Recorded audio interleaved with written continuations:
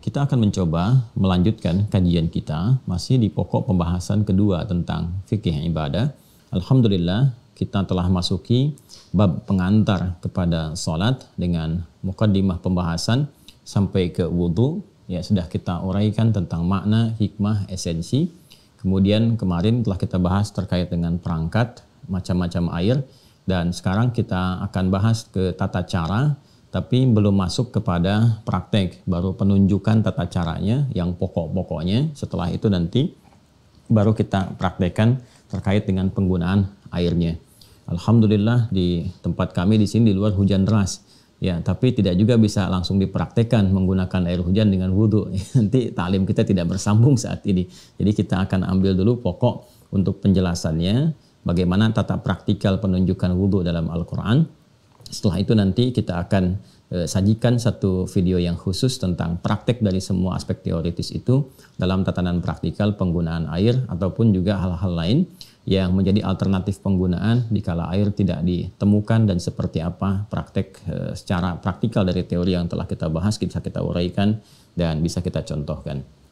Sebelumnya, untuk menegaskan kepada teman-teman bahwa kita memiliki dua sesi di ta'lim ini. Sesi umum yang terbuka seperti ini dan sesi pengayaan via media Zoom yang nanti tersambungkan ke zonasi atau nanti juga dibuat terbuka ya, tergantung keadaan yang bisa kita hadirkan. Nah, di pengayaan ini nanti ada pendalaman-pendalaman yang boleh jadi saat sesi umum seperti ini disampaikan mungkin waktunya tidak tercakup atau mungkin juga pendalaman risetnya perlu disampaikan detail sehingga butuh aspek-aspek kajian tersendiri. Dan biasanya kalau sudah masuk ke riset itu tipikal dari apa yang biasa kami lakukan adalah menelaah sampai ke kedalaman-kedalaman hikmah, makna, bahkan tinjauan-tinjauan ilmiahnya. Saya beri contoh ya, ini kalau biasa ngaji ke kitab fikih klasik, ini akan mendapatkan informasi-informasi tekstual dan biasanya berhenti di aspek itu. Tapi kalau kita lakukan pendekatan ilmiah lewat riset, itu maknanya bisa lain. Nah, dalam ta'lim umum, biasanya saya sampaikan ya hasil dari risetnya itu secara umum, gambarannya seperti ini untuk memberikan satu hikmah yang boleh jadi berkesesuaian dengan di masa-masa kita sekarang. Contoh begini, kemarin kita bahas tentang persoalan jenis-jenis air. Kan yang ada 5 itu kan, dari mulai kemudian air mutlak atau tahur, kemudian ada musyammas, kemudian juga ada air tahir, air mutahhir atau disingkat dengan tahir, ada musta'mal dan mutanajjis. Dalam pembahasan musyammas, tentu itu ada bab detailnya. Pertanyaan-pertanyaannya ketika air dipanaskan, di situ kan babnya dipanaskan dengan sinar matahari. Bahkan kalau teman-teman ngaji lagi ke fikih-fikih di kitab-kitab yang klasik atau bahkan sampai sekarang dan menukil pembahasan yang lampau, itu akan ditemukan pemanasan yang dimaksudkan menggunakan logam. Ya, logam selain emas dan perak, sampai di situ. Nah, cuma apakah kemudian dikaji sampai hikmah, sampai riset, sampai data ilmiahnya sehingga nanti bisa menyimpulkan satu kesimpulan yang aktual, yang sesuai dengan keadaan hidup kita sekarang. Dan boleh jadi tinjauannya itu bisa berbeda dalam penggunaan. Sambil contoh begini misalnya, kenapa hadis-hadis yang terkait dengan pemanasan air menggunakan matahari, dan di sini bentuknya dalam fikih ya, terutama fikihnya fikih Syafi'i, terkait dengan logam di luar emas dengan perak. Dan ini nanti ada khilaf lagi karena nanti penelusuran dalilnya juga itu butuh detail tersendiri. Baik diriwayatkan oleh Imam Ad-Darqutni misalnya terkait kisah Sayyidah Aisyah radhiyallahu taala anha ataupun juga terkait dengan keterangan oleh Imam Syafi'i yang menukil keterangan dari Umar bin Khattab radhiyallahu taala anhu yang tidak menyukai tentang pemanasan air menggunakan matahari di logam-logam tertentu dan disampaikan dalam kitabnya Al-Um. Nah, logam, kalau kita riset lagi atau kembali ke pendekatan ilmu kimia misalnya, saya belajar yang dasar ya, dan tentu kalau Anda pakar di bidangnya akan lebih tahu lagi. Ya, unsur-unsur logam kan berbeda-beda. Di hadis disebutkan walaupun derajat hadisnya nanti diteliti lagi ada yang menyebutkan lemah dan sebagainya, tapi ini isyarat yang cukup baik untuk kita semua. Ya, emas, kemudian perak dan logam-logam di luar itu semua tentu mengalami perbedaan-perbedaan. Ya, misal dari nomor atomnya saja, dari masanya, dari unsurnya, dari ikatan logamnya, dari sifat reaktifnya, tentu itu berbeda-beda. Pengalaman saya belajar saja, misalnya di kimia saat kita berada di tingkat SMA itu, masuk kelas 2 ya, kelas 2 ke kelas 3, mungkin sekarang 8 sampai dengan 9 itu ya. Kalau kita naik atau berapa ya, sekarang ada belasan ya. Ya Adwin ya, ada belasan ya. Sekarang kalau dulu kan simpel tuh, kelas 1 sampai 3 SMP kan, 4 Kemudian 1-3 lagi SMA. Kalau saya di pesantren 1-6. Jadi kelas 1-3 itu SMP tingkatnya Tsanawiyah atau yang ada dia di Timur Tengah, 4-6 itu SMA. Nah, kita kalau sudah masuk di fisika mungkin ada ikatan logam, di kimia ada turunan atom dan molekul. Ya, emas itu kan aurum ya. Aurum itu kan 79, ya, nomor atom 79, kemudian massa atomnya 200. Kemudian perak itu argentum. Argentum itu 47 kan nomor atomnya. Kemudian massa atomnya 108. Ya, besi itu ferum Fe, nomor atom 26, itu kan. Massa atomnya 56 dan dia punya isotop stabil isotopnya 57. Nah, cuman kalau kita lihat sifat-sifatnya ternyata kalau kita lihat baik di ikatan atau sifat reaktifnya, emas itu kan lebih stabil. Ya, lebih stabil dan anti karat sifatnya. Dia tidak mengalami korosi dan oksidasi. Karena dia anti karat, logam yang paling stabil walaupun dia lunak. Lunak itu dalam pengertian ya dia bisa mudah patah gitu kan. Nah, sehingga butuh campuran. Makanya kita mengenal kan sekarang kalau emas murni ya semurni-murninya kan masih 99,9 sekian persen karatnya, 24 karat ukurannya. Kalau ada 18 berarti 6-nya campuran dan seterusnya untuk menguatkan. Jadi kalau dibikin perhiasan mau cincin, mau kalung dan sebagainya itu cenderung lebih kuat karena ada unsur campuran yang menguatkan sehingga sifat lunaknya ditopang oleh unsur-unsur yang lainnya. Tapi dari segi reaktivitas emas itu dia dalam segi reaktivitas dan karatnya dia anti karat, reaksinya rendah sehingga bisa lebih stabil kalaupun ditampung dengan air karena sifatnya anti karat ya. Kalaupun dia terjadi misalnya kayak semacam pemanasan dan sebagainya, nah maka sifat-sifat berbaur dari karat dan sebagainya itu berpotensi tidak terjadi atau minim terjadi. Jadi sekalipun panas keadaannya sifat-sifat air hanya terjadi peningkatan suhu saja. Ya, peningkatan suhu bisa terjadi dengan macam-macam. Ya, bisa dengan proses induksi misalnya ya dari bahannya yang bisa memberikan satu reaksi panas atau bisa juga dengan radiasi yang airnya sendiri mengalami pemanasan, suhunya meningkat dan seterusnya. Nah, persoalannya adalah ketika menggunakan logam emas dan perak punya kemiripan agak lebih stabil. Ya, dia juga agak anti karat gitu kan. Sehingga hal-hal yang terkait dengan karat ataupun yang bisa berpengaruh kepada keadaan logamnya itu tidak langsung bereaksi dengan air dan bercampur di dalamnya. Ya, sehingga isu-isu di masa Nabi Shallallahu Alaihi Wasallam sampai ke zaman sahabat sampai Umar bin Khattab ada penyakit-penyakit kulit, kusta dan sebagainya itu diakibatkan karena dulu kan belum ada semacam campuran-campuran dan seterusnya yang adanya baru sebatas ke emas misalnya kan, kemudian perak bejananya atau ada beberapa yang lain seperti perunggu sudah ada. Ya, perunggu itu kan sifatnya campuran kan. Kalau kita belajar itu dia timah ya SN dengan tembaga kan CU kan. Itu kan gabungan dari itu menjadi perunggu digabungkan jadi satu. Seingat saya seperti itu gitu. Nah, itu masih ada bejana-bejana demikian.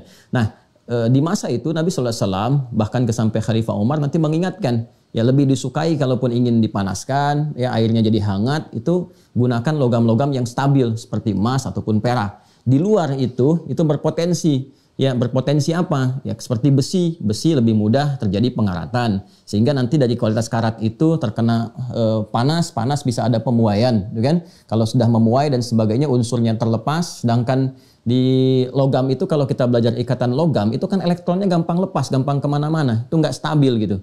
Ya, ini mohon izin ya, ini saya hanya mengingat saja pelajaran saya dulu gitu. Seingat saya begitu, kalau nanti agak kurang tolong diluruskan. Ya, ikatan elektronnya itu kan lepas kemana-mana itu, mudah bercampur dan seterusnya. Nah, ini kalau misalnya dia punya pengaratan dari unsur besi, kena dan sebagainya, bergabung dengan airnya, itu yang rentan penyakit.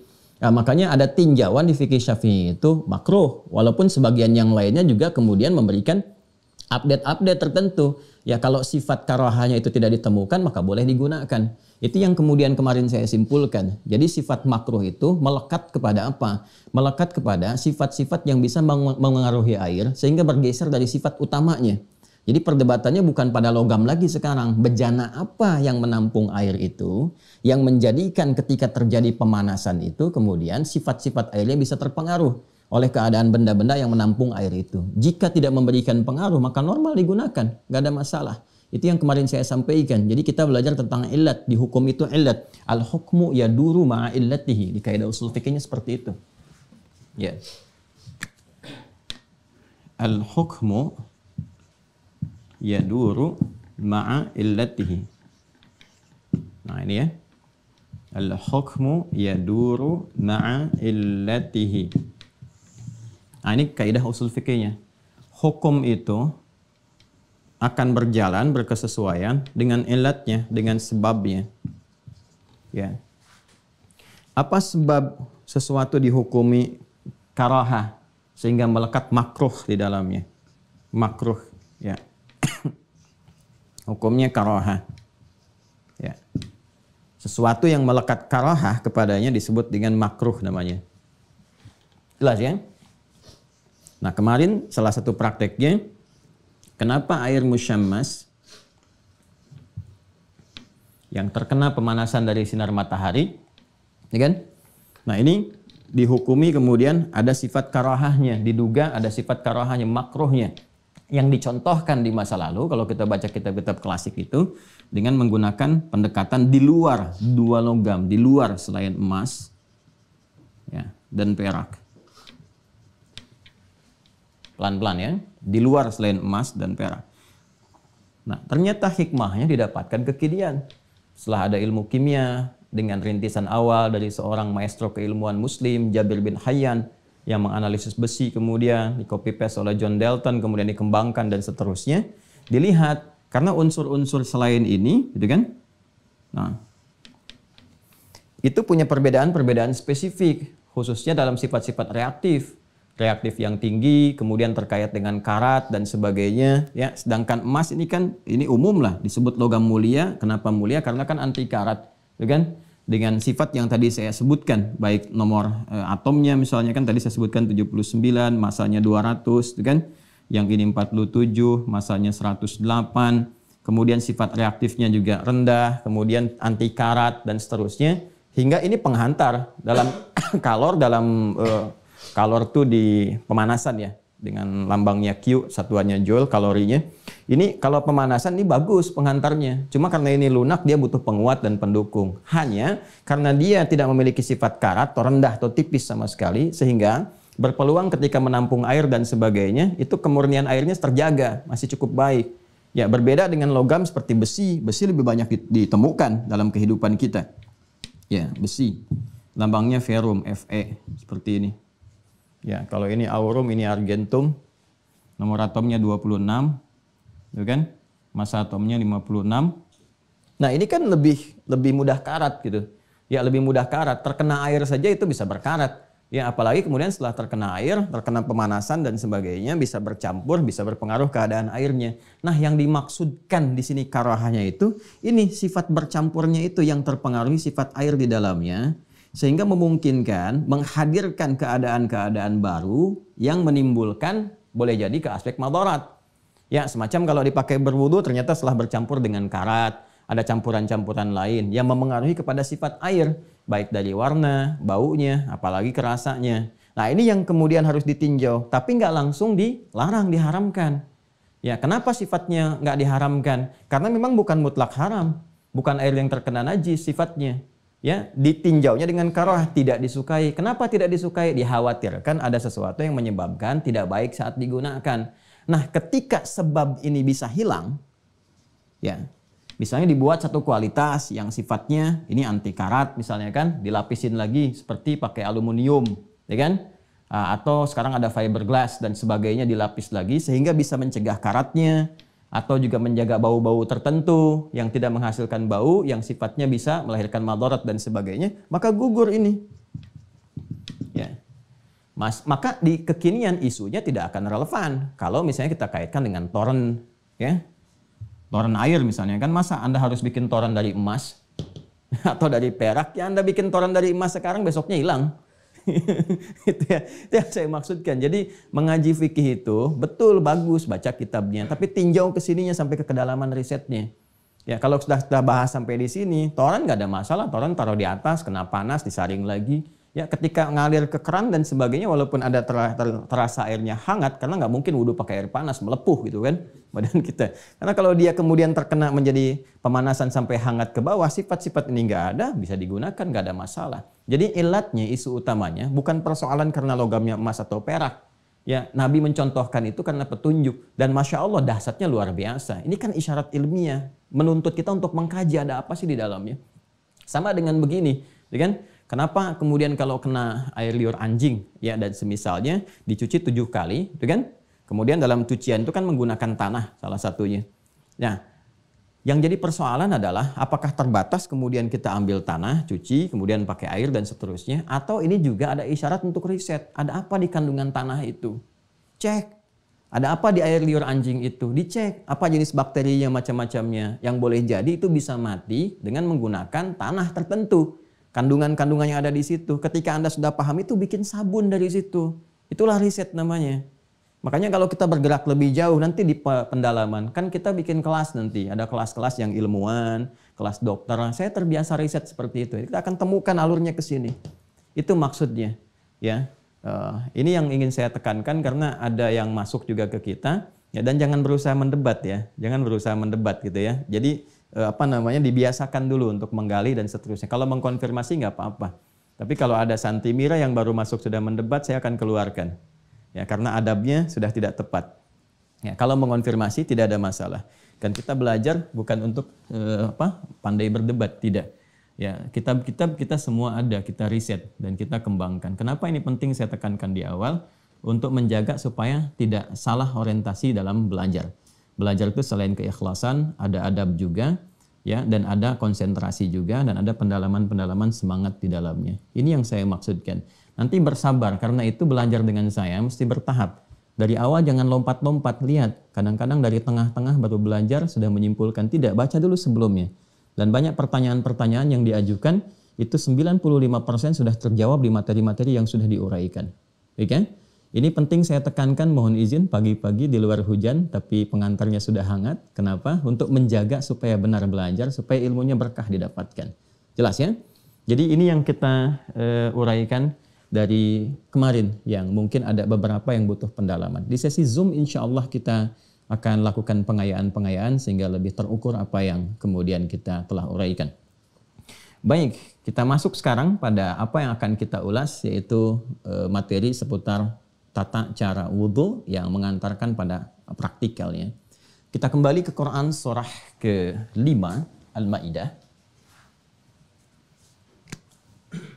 Quran surah 5 Al-Maidah ayat yang ke-6. Kemudian kalau kita ingin bahas sisi tayamum dengan mandi ya juga, kita akan temukan di Quran surah ke-4 An-Nisa ayat 43. Walaupun tidak terkait langsung ya ke praktikal wudhu, tapi kita akan temukan nanti korelasi dengan tayamumnya sehingga tidak terjadi pengulangan. Ya, yang ketika masuk pada redaksi di ayatnya falam tajidu ma'a. Koreksi kemarin kita katakan fa'illam tajidu, falam tajidu yang tepatnya. Yuk kita masuk ke Quran surah 5 ayat yang ke-6. Sama-sama dibuka mushafnya paling kiri sebelah atas di mushaf standar.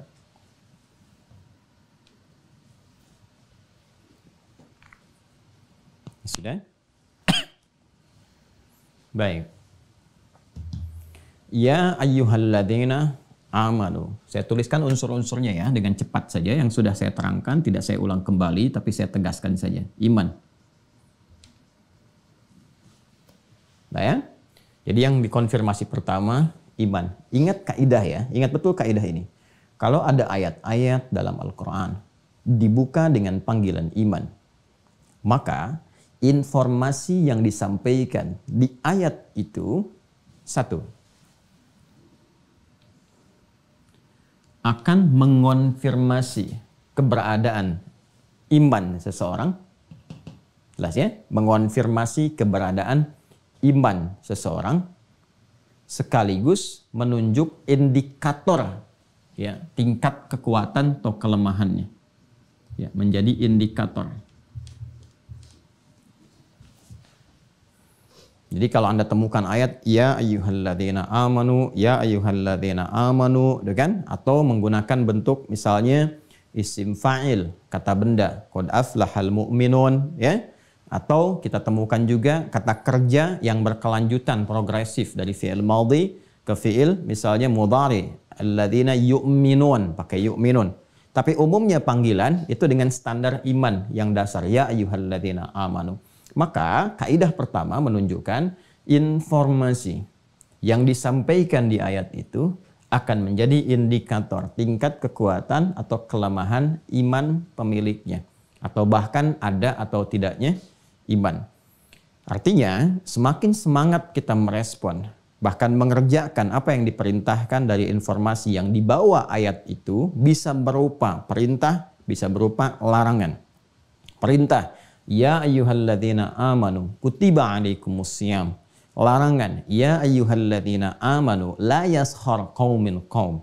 Semakin cepat kita merespon, mengerjakan perintah, meninggalkan larangan, semakin menunjukkan iman itu kuat yang ada dalam jiwa pemiliknya. Karena itu para sahabat ingin membuktikan bahwa keimanan mereka kuat. Begitu turun ayat ya ayyuhalladzina amanu, belum disampaikan informasi perintah atau larangannya, itu sudah mengatakan sami'na wa ata'na untuk mengonfirmasi kekuatan imannya. Ya, jadi kalau sudah ya ayyuhalladzina amanu, kalau imannya kuat nggak banyak tanya. Saya selalu katakan sami'na wa ata'na, bukan sami'na wa sa'alna. Dan kami dengar, kami nanya dulu, tidak. Ya, nah, ini indikatornya. Yang kedua, ini pun juga menunjuk, awas hati-hati nih ya, awas, tanda penghambaan kita kepada Allah Subhanahu wa taala. Ya, tanda penghambaan yang menunjukkan sifat kebertuhanan kita kepada Allah. Ya, saya sering katakan sebagai pembuktian. Ya, pembuktian akan kebertuhanan kita kepada Allah Subhanahu wa taala. Ya, akan keadaan kita yang menuhankan Allah Subhanahu wa taala. Buktinya lewat sini. Artinya kalau ada orang yang ketika diinformasikan dengan kata iman untuk menunaikan satu ibadah tertentu, dia merespon dengan kuat, ini menunjukkan bahwa pembuktiannya akan menuhankan Allah itu nyata. Semakin tinggi semangat, semakin kuat indikator keimanannya. Sekarang tinggal dicek, keluarkan aja ayat-ayat yang terkait dengan iman. Salat. Alladzina yu'minuna bil ghaib wa yuqimunas shalah. Jadi kalau ada semangat baru dengar adzan sudah semangat, imannya sudah kuat. Apalagi yang belum adzan sudah siap-siap, udah menyiapkan zuhur jam berapa nih, bahkan dia susun waktu salat tuh. Disusun waktunya supaya bahkan sebelum tiba dia sudah siap-siap. Ini menunjukkan imannya kuat dan penghambaannya kepada Allah tinggi. Nanti ini sedikit perdalam, ini akan menghadirkan persamaan. Persamaannya dalam unsur apa? Banyak. Nanti ada unsur doa, ya. Jadi iman ini nanti persamaannya juga terkait dengan doa. Semakin kuat iman, semakin cepat terkabulkan doa. Bagaimana iman dilihat itu kuat? Dari sini sifatnya, tingkat penghambaan. Dari mana tingkat penghambaan itu bisa diketahui? Dari ibadah. Ya. Karena itu nanti ada persamaannya seperti ini, iman, gitu kan? Sama dengan ibadah, kemudian juga sama dengan doa. Doa ini nanti yang akan memudahkan saat masuk ke aspek muamalah bagian ketiga.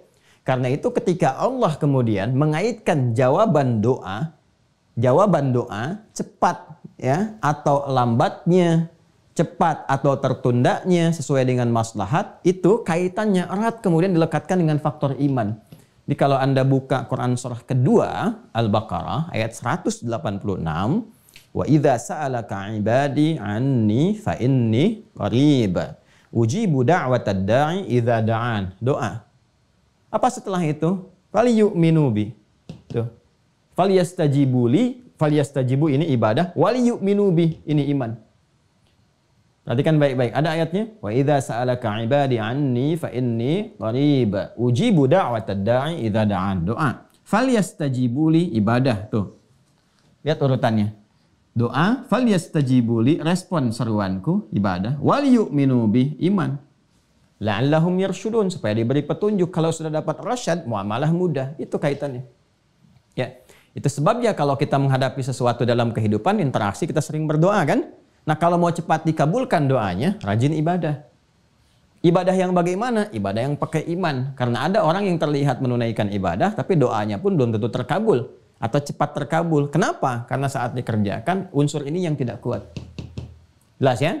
Nah ini yang saya ingin antarkan bahwa amalan tentang wudhu yang masuk pada aspek ibadah itu dibuka dengan kata iman untuk menunjuk pada dua hal yang penting ini. Ya, dan iman, perhatikan baik-baik ya, karena tempatnya di dalam kalbu, tepatnya ada dalam nafas, yang simpulnya ada 6 dan telah saya uraikan di bab tentang akidah itu. Perhatikan baik-baik. Karena itu, mesti dimulai amalan wudu dengan menggunakan iman, sedangkan tempat iman ada dalam kalbu, inti kalbu ada dalam nafas, dan di dalam nafas ini ada jiwa takwa. Dalam takwa ada simpul 6, simpul iman yang 6 itu. Amalan terkait kalbu, karena ditujukan semua keimanan ini aspeknya kepada Allah Subhanahu wa Ta'ala, sedangkan segala yang ditujukan kepada Allah harus menanggalkan, menghilangkan segala yang tidak terkait dengan Allah. Segala yang tidak terkait dengan Allah ketika ditanggalkan, dihilangkan sehingga bening bersih saja menuju Allah, secara singkat disebut dengan ikhlas. Ikhlas. Sehingga iman kerat kaitannya dengan keikhlasan. Iman ada dalam kalbu. Dalam kalbu ada jiwa. Jiwa ini inti kehidupan. Di dalamnya ada nilai takwa, ada sifat iman. Inti kehidupan disebut dengan nuat. Inti sesuatu disebut dengan nuat. Nuatus syai itu artinya inti dari sesuatu. Segala yang diarahkan, yang bersumber dari inti ini, ditunjukkan dari inti. Segala yang bersumber dari sini, ya arahnya, atau bisa disebut amalannya, pancarannya, arahnya, disebut dengan niat namanya. Jadi kalau kita mau gali dari turunan dasar pembahasan bahasanya. Secara singkat begini. Karena itu kita temukan ada niat yang melekat pada setiap amal ibadah yang ditunaikan. Ini dasarnya nih kalau kita mau sedikit agak lebih dalam. Karena itu kita temukan ada niat yang melekat pada setiap amal yang dilakukan dalam konteks ibadah. Ini dasar yang menjadikan Nabi SAW bersabda, hadis yang sangat populer dari sahabat Umar bin Khattab radhiyallahu taala anhu dan menjadi pembuka umumnya dalam setiap gambaran kitab-kitab hadis termasuk di Al-Bukhari. Secara singkat Nabi menyampaikan, innamal a'malu binniyat. Innama, ini sudah pakai adatul hasri. Innamal a'malu, kan? Sungguh semua perbuatan itu akan dibatasi. Al-a'mal jamak dari kata amal. Semua perbuatan itu, aktivitas itu akan dibatasi kemudian. Ya. Apa yang membatasi ini? Adatul hasri inama. Apa yang dibatasi itu orientasinya. Apakah menjadi ibadah atau tidak? Apakah ibadahnya dilakukan karena Allah, ini punya sifat ikhlas atau tidak? Bin niat, bergantung kepada niatnya ke sini. Bin niat, ya. Ini bentuknya jamak karena menyesuaikan dengan ini. Tunggalnya niat ke sini, bukan ketoran, torannya hapus. Ini yang tadi. Bin niat ke sini. Ya innamal a'malu bin niat. Sungguh semua perbuatan itu, apakah menjadi ibadah atau tidak? Makan itu perbuatan. Bisa jadi ibadah kalau diniatkan dengan makanan itu untuk menguatkan tubuh dalam rangka mempraktekkan ibadah yang lain. Ya seperti sholat, baca Quran dan sebagainya. Nanti cara kita untuk bisa menjadikan itu untuk berniat ibadah kepada Allah, ekspresinya bisa berbeda-beda. Ya, bisa dengan ucapan misalnya Bismillahirrahmanirrahim atau bimbingan dalam hati yang diarahkan ditujukan kepada Allah karena pekerjaan hati, maka ini arahnya dari hati.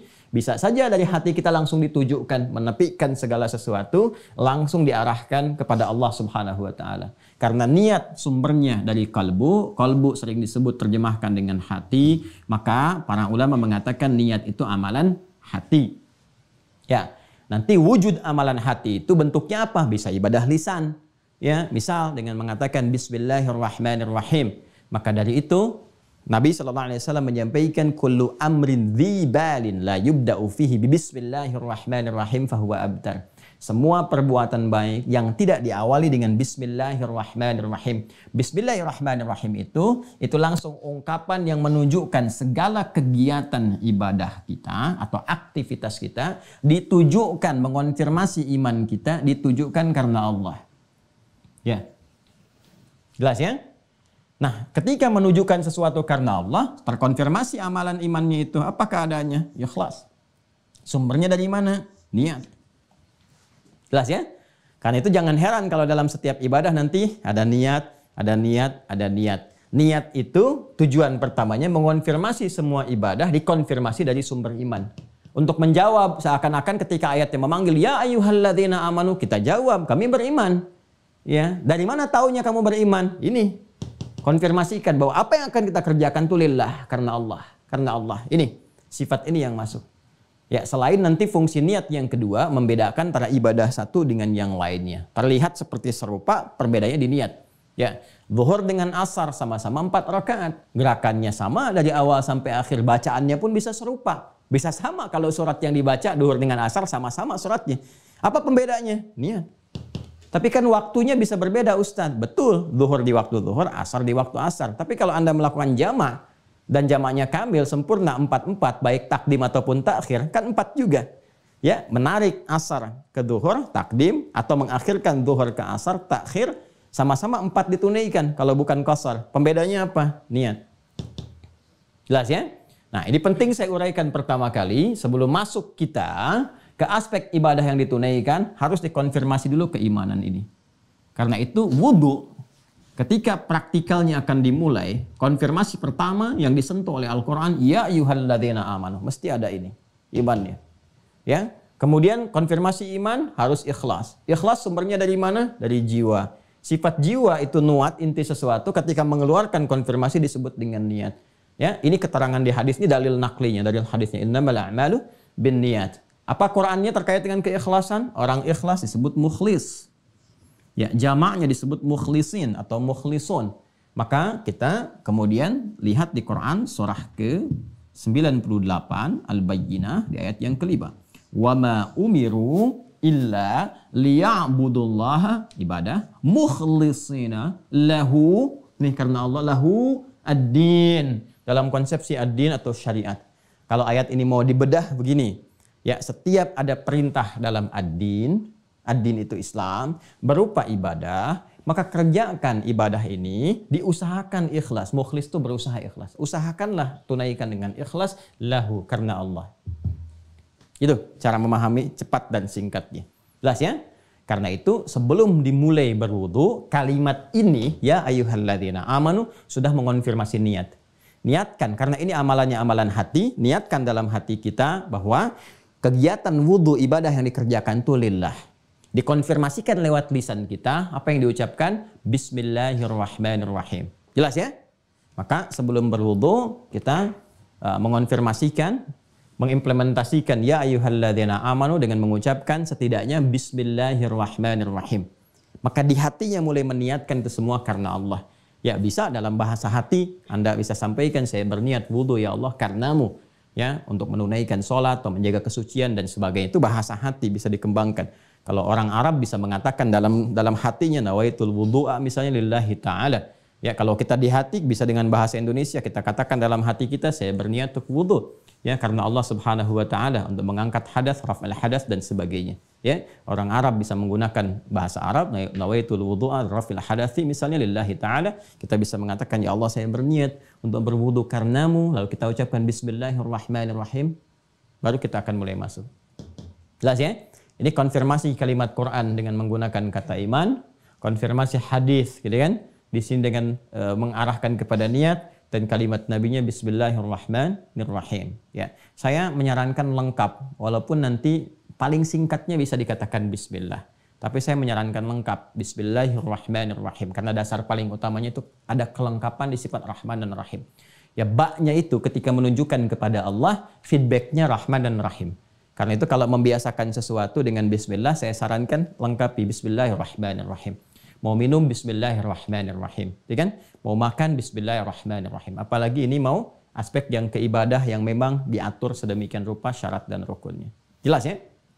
Ya. Jadi sebelum kita mulai bersiap, apakah nanti keran di depan kita atau menggunakan bejana, semisal gayung dan semisalnya, maka Anda ucapkan bismillahirrahmanirrahim sebelum memulai. Di hati kita meniatkan. Baik, sekarang kita masuk ke ayatnya. Ya ayyuhalladzina amanu, Quran surah 5 ayat 6, idza qumtum ilas shalah. Idza, saya sudah terangkan kemarin, apabila, jika, qumtum, kalian ingin menyempurnakan, menunaikan dengan sempurna ilas shalah, menuju pada fase salat itu. Secara singkat, kalau kalian ingin menunaikan salat dengan sempurna, maka dimulailah dengan wudu berikut ini. Faghsilu wujuhakum. Al-Quran menerangkan dulu pokok-pokok bagian yang mesti disentuh dalam wudhu atau dibasuh dalam wudhu. Pokok-pokok anggota tubuh dalam wudhu. Sudah? Ini yang pokok ya. Nanti kaitannya dengan perangkat. Ya, kaitannya dengan apa? Dengan perangkat. Perangkat yang digunakan. Kemarin kan air sudah kita bahas ya. 1. Faghsilu wujuhakum, wajah. 2. Wa aydiyakum ilal marafiq, tangan sampai siku. 3. Wamsahu biru'usikum, kepala.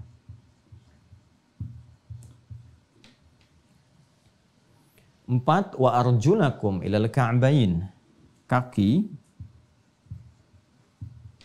batasnya sampai ke mata kaki.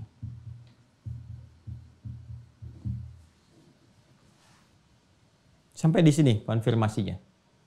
Ini bagian-bagian pokok pada anggota tubuh yang sifatnya wajib, baik dibasuh ataupun disentuh, diusap. Karena nanti ada yang dibasuh, ada yang diusap.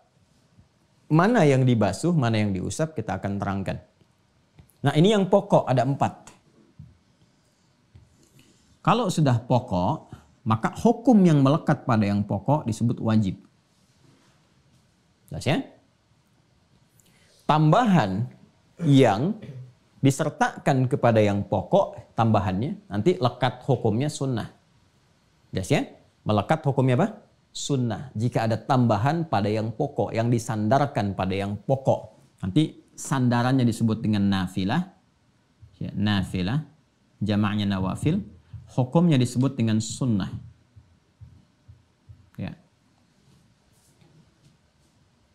Sudah. Kalau pokok itu harus dilakukan. Artinya kalau salah satu ini tidak dikerjakan ya dengan baik, dengan sempurna, atau sama sekali ada yang tidak dibasuh atau tidak diusap, walaupun yang sunnah ini tambahan sifatnya penyerta itu sempurna, tapi yang ini ada salah satu yang tidak dilakukan, maka dianggap tidak sah wudhunya. Ya, saya ulang, dianggap apa? Tidak sah. Kumur-kumur itu bagian dari nafilah, tambahan. Hukumnya sunnah. Walaupun sempurna, ya sampai istinsyaknya misalnya, tamadwadnya sempurna, bahkan nanti istinsyak dihirup, dikeluarkan istintar sampai ke hidung sebagian dihirup, sempurna itu. Ya, basuh telinganya sempurna, ya kemudian takhalulnya sempurna, sela-sela jari dan sebagainya itu sempurna bersih. Tapi mohon maaf, dia nggak sempat usap kepala misalnya, maka tetap dianggap tidak sah. Ini yang pokok. Nah, kenapa penting diuraikan yang pokok dulu? Kaitannya dengan apa? Dengan perangkat. Perangkat yang digunakan saat wudhu. Perangkatnya itu saat kita sampaikan kemarin, materi yang digunakan yang mendukung kita untuk bisa berwudhu itu kan air. Air. Nah, Islam itu, masya Allah, itu hikmahnya sangat indah sekali. Betapa menata sesuatu itu dengan teliti, presisinya tinggi, begitu terukur. Ya, mana yang berharga itu yang patut digunakan dengan baik, dengan bermanfaat, jangan berlebihan, jangan sampai mubadir dan sebagainya, jangan sampai ada yang tidak bisa digunakan, ya. Jangan sampai sesuatu yang bermanfaat hilang begitu saja. Ini air itu kan sumber kehidupan, sangat berharga. Ya, bahkan diri kita pun itu, ya, unsur yang ada pada diri kita kan paling banyaknya air. Daratan dengan lautan lebih luas lautan dan sebagainya. Karena ini inti bagian kehidupan. Ya, termasuk bagian inti kehidupan itu ada pada air. Karena itu Islam memberikan penjagaan yang sangat ketat pada penggunaan air. Apalagi air yang digunakan ini sifatnya air tahur, air mutlak. Ya. Kan yang tanpa perdebatan itu yang digunakan adalah air tahur kan? Air mutlak. Air yang sifatnya masih sifat air, belum bercampur dengan apapun. Berarti masih bening, masih bagus, masih murni. Sedangkan air yang sifatnya masih bagus, masih bening, masih murni, digunakan apa saja akan sangat bermanfaat. Dia kan nggak bercampur dengan apapun. Anda bisa bayangkan ya, Air dicampur saja dengan unsur yang lain, jadi minuman, jus misalnya, jus mangga, kan? Ada kopi, ada jus sirsak dan sebagainya. Anda minum baru setengah, orang mengatakan sayang nggak dihabisin. Ya, itu yang sudah bercampur. Air tahir ghairu mutahhir. Maka bagaimana dengan yang paling asli yang tahurnya? Ya, masa yang sifat aslinya dibuang-buang sementara yang sudah bercampur, ya, Anda habiskan, ya, artinya dimanfaatkan sepenuhnya. Nah, maka Islam tuh memberikan porsi, prioritas yang lebih tinggi kepada yang seperti ini yang harusnya dijaga karena ini sumbernya. Nggak mungkin bisa bikin jus kalau nggak ada ininya. Anda tinggal merasnya saja dan seterusnya. Dan semua butuh air. Tumbuhan pun butuh air dan sebagainya. Karena itu Islam meminta kita untuk menggunakan dan memanfaatkan air ini sesuai dengan asas manfaatnya secara hati-hati dan terukur. Ya. Dan nanti akan sangat ketat dalam penggunaannya. Berapa kali, apakah sekali atau 2 kali atau 3 kali, ya kan? Bahkan melebihi 3 kali Nabi tegas mengatakan faqad asa Abul Qasim. Ya, dia telah bermaksiat kepada Rasulullah. Itu saking tingginya dihargai ya sifat penghematan dan penggunaan efisiensi air sesuai dengan kebutuhan. Ini kalau kita mau ngaji fikih air aja ada fikihnya sendiri. Bagian dari fikih lingkungan. Ini sudah dahsyat ini. Dan nanti bisa dipetakan lagi unsur-unsurnya. Mau dipecah, sekarang lebih enak membahasnya. Ada kimianya, ada turunan fisikanya. Ya, itu luar biasa deh. Nanti kalau udah ada kelas ilmuwan tuh enak sekali nguraikannya tuh. Jadi kita bisa pakai Quran, hadisnya, Anda riset dengan turunan ilmu-ilmu yang Allah titipkan kepada Anda. Tinggal diturunkan aja. Itu luar biasa teman-teman sekalian. Ya. Nah, ini karena perangkatnya sangat penting, air ini, maka Islam memberikan aturan. Lihat keadaan air ini. Kalau sifat air ini terbatas sifatnya, kan? Maka cukupkan dulu pada yang 4 ini. Kalau bisa cukup dipakai yang 4 ini, dipakai yang 4. Dan masih bisa memenuhi hajat hidup pokok yang lainnya. Untuk minum, kan? Ya, untuk keperluan toileting dan sebagainya, ya, maka cukupkan pada yang 4 ini. Jangan langsung ke tayamum. Itu aspek fikihnya. Jelas ya? Nah, maka tidak harus dipaksakan ditambahkan dengan kumur-kumur misalnya, istinfar, ke telinga, sampai dengan tangan, ya, dilai-lai dan sebagainya. Maka jika airnya sangat terbatas, dicukupkan pada aspek darurat yang pokok-pokok untuk minum ataupun untuk yang lain, tapi masih ada ya kelebihan yang bisa digunakan lebih air itu untuk 4 yang ini, maka dahulukan yang 4 ini. Yang pokok, itu maksudnya.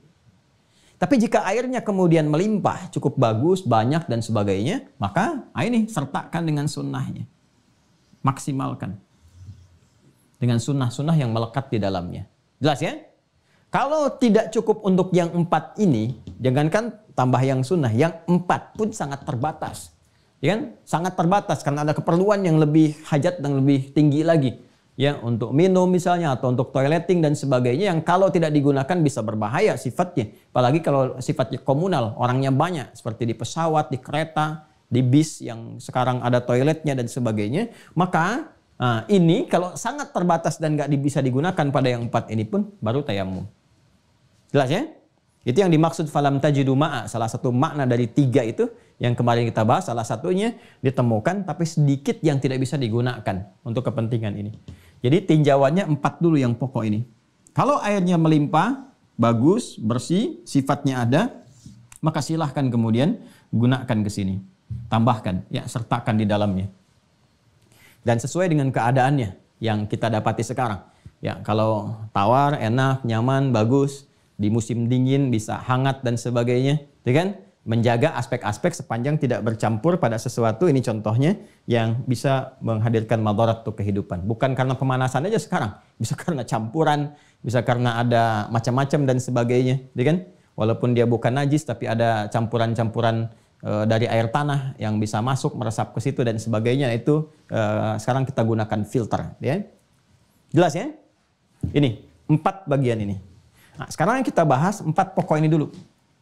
Kalau yang ini nanti kita sertakan dalam praktek langsung. Jadi nanti saya ambil klip video di tempat wudhu langsung, tunjukkan dari awal sampai akhirnya. Sekarang kita ingin coba lihat tata cara yang 4 yang pokok ini dulu, karena ini yang paling menentukan.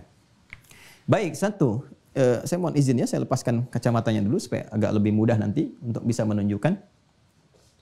Wajah. Pelan-pelan ya. Faghsilu wujuhakum. Pakai fa. Satu-satu kita bahas. Ya ayyuhalladzina amanu idza qumtum ila sholati faghsilu fa dan ghain sin lam waw alif faghsilu. Yuk kita pecah dulu ya. Maaf ya, saya pakai dulu ya, agak kurang jelas. Nanti pas mau dipraktekkan baru kita lepas. Ini fa begini. Kemudian turunan katanya irsilu, ini fi'il amr. Irsilu ini dasar katanya dari kata ghasala yarsilu. Ghasala. Pelan-pelan ya. Fa konjungsi, huruf ataf yang menyambungkan dua peristiwa yang berlangsung cepat tanpa jeda. Ya. Harfu atfin rabitin baina syai'aini bidah hudud. Huruf yang merangkai dua peristiwa, konjungsi, kata sambung, huruf ataf merangkai dua peristiwa tanpa jeda. Peristiwa pertama adalah dimulainya akan sholat. Idza qumtum ila sholah. Kalau ingin memulai sholat, maka faghsilu, cepat. Nah, ini cara menerjemahkannya seperti itu. Jadi kalau ibadah itu jangan ditunda-tunda. Kalau sudah ada isyaratnya, ya Allahu Akbar, cepat wudu, cepat siap-siap. Itu maksudnya. Jelas ya? Jadi kalau akan menunaikan satu ibadah, kita menemukan huruf fa, maksudnya ada kesan digunakan atau dilakukan ibadah itu secara cepat. Jangan pernah menunda ibadah saat punya kelapangan dalam menunaikannya. Allahu Akbar, cepat. Kalau belum wudu, cepat wudu. Jangan nunggu selesai adzan, jangan nunggu qomat, kan, dan seterusnya, cepat. Ya, itu maksudnya. Faghsilu, ini kata irsilu, ini fi'il amr. Irsil jamaknya irsilu. Kalau pakai u di ujungnya, ciri khas kata perintah itu kalau bentuk jamak ada waw dan alif di ujungnya. Paling singkat harokatnya dhammah u. Ijlis tunggal, ijlisu banyakan, kan? Kulu banyakan. Pokoknya kalau ada u di ujungnya itu bentuk jamak. Nah, basuhlah, dia terjemahannya. Maka cepat basuhlah. Basuh, tadi saya katakan ada yang dibasuh, kan? Basuh.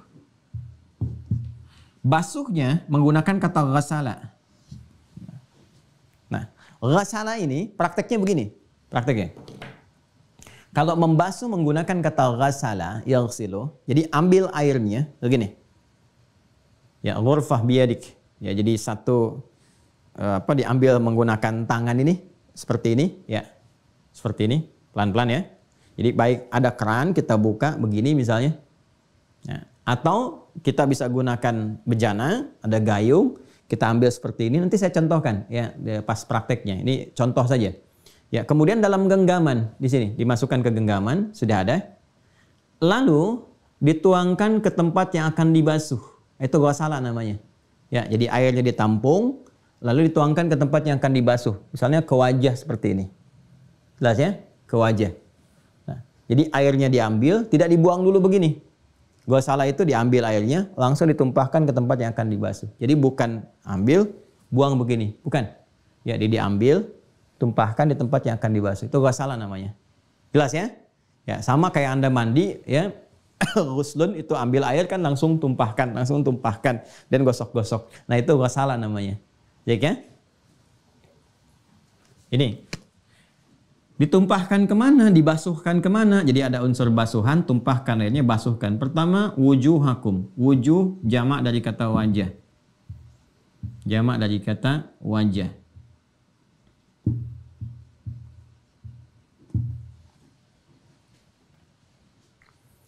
Wajah itu punya dua arti. Satu, tampilan depan secara keseluruhan. Dari ujung kepala sampai dengan ujung kaki. Fawalli wajhaka syatral masjidil haram.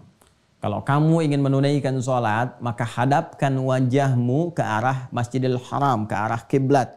Yang dimaksud wajah di situ bagian depan tubuh keseluruhan. Bukan mukanya saja. Bukan mukanya ngadap kiblat, kemudian tubuhnya ke depan, mukanya begini. Tidak. Ya, yang dimaksud bagian depan tubuh keseluruhan. Ya, qad nara taqalluba wajhika fis sama' falanuwalliyannaka qiblatan tardaha fawalli wajhaka syatral masjidil haram. Jelas ya? Karena itu dalam salat, pembuka salat ada nanti doa istiftah. atau iftitah dari 9 doa itu, salah satu doanya yang diriwayatkan oleh Sayyidina Ali bin Abi Thalib karramahullah wajah, itu redaksinya berbunyi wajjahtu wajhiya lilladzi fataras samawati wal ard. Aku menghadapkan diriku sepenuhnya. Maksudnya bagian depan ini dihadapkan ini sebagai bukti bagaimana kesungguhan dalam ibadah. Keseriusan. Ya, Anda menghadap kepada pimpinan aja kan tegak, lapor begini, keseluruhan sempurna. Ya kan? Di hadapan Anda, pimpinan Anda bicaranya begini. Nah, Pak. Tentu setelah selesai pekerjaan Anda. Nah, sekarang Anda menghadap Allah yang maha segalanya.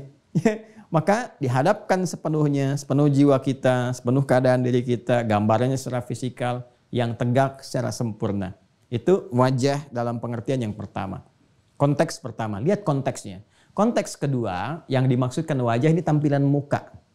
Di sini bagian depan, ya. Nah, kalau kita buka sedikit seperti ini ya. Nah, ini dari sini nih, dari jabhah, dari kening dari sini, terus ke bawah ke sini, ya, ke bawah mencakup mata ke sini, hidung, mulut, terus sampai ke dagu di sini, dagu. Ya, makanya nanti kalau yang ada jenggot kan diantaranya di selai-selai, ya, yang laki-laki itu ya.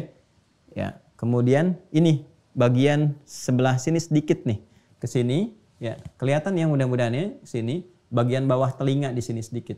Nah, batasannya. Nah, ini wajah. Saya ulang ya. Saya buka peci aja ya. Baik. Bismillah. Perhatikan baik-baik ya. Jadi dari sini depan, ini teman-teman. Di sini kening. Terus ke depan ini, bagian depan ini. Ya, sampai ke dagu ke sini. Sini ya, dagu. Yang ada jenggot nanti bisa diselai-selai. Kemudian yang di sini nih, batas sini. Ini. Sini ya. Nah, batas amannya ke bawah telinga yang di sini. Nih untuk membasuh yang ini. Jelas ya? Nah, jadi kalau nanti insya Allah besok ada video praktikal langsung. Sekarang kalau saya ingin berikan gambarannya, airnya diambil, ya. Kemudian faghsilu wujuhakum, tuangkan, tumpahkan di wajah untuk dibasuh. Ambil airnya, tumpahkan begini. Jadi bukan air dibuang, wajahnya diusap. Kalau itu usap, itu masaha namanya. Ini ghasala. Ambil, tumpahkan di wajah. Nah, sekarang perhatikan, karena mencakup tadi, nah, secara singkat ya, sebetulnya tidak ada yang spesifik bagaimana cara membasuh, yang penting semua itu terbasuh secara baik, ya kan? Nah, tapi nanti ada ajaran-ajaran dari guru-guru kita untuk menjadikan apa yang terbasuh ini merata secara baik. Contoh, salah satunya kita ambil dengan genggaman seperti ini, ditampung, tumpahkan, perhatikan baik-baik, seperti ini, tumpahkan. Nah, nanti ketika akan menyapu membasuh di sini, ini dibagi dua begini. Baik-baik. Perhatikan baik-baik. Nah, perhatikan ya. Ini ke sini kan? Nah, nanti ada dua jemari yang sangat berperan. Satu telunjuk, kedua jempol. Telunjuk itu ketika ambil, basuhkan ke sini. Nah, ke tengah ke sini. Telunjuk itu masuk ke sela-sela mata di sini, di ujung. Sehingga bisa membersihkan kotoran-kotoran juga yang ada di sekitaran mata sini. Ya, baik ya. Jempol ini yang ke bawah ke sini, di sini. Tarik ke sini. Ya, baru ketemu di dagu di bawah begini. Kalau yang ada janggut nanti bisa diselai-selai, sehingga meresap ke pori-pori bagian dalamnya, bukan pori-pori janggut karena janggut nggak ada pori-pori, ke bagian dahu maksudnya, masuk ke dalam sini. Jelas ya? Jadi ambil begini, tumpahkan secara cepatnya begini, tuh. Ya. Nah, jelas ya? Nanti besok pas praktek ada airnya lebih enak. Ambil begini, kalau cepatnya ya, versi cepatnya begini. Tuh, udah ya, seperti ini. Tuh, yang jempol juga bergerak di belakang.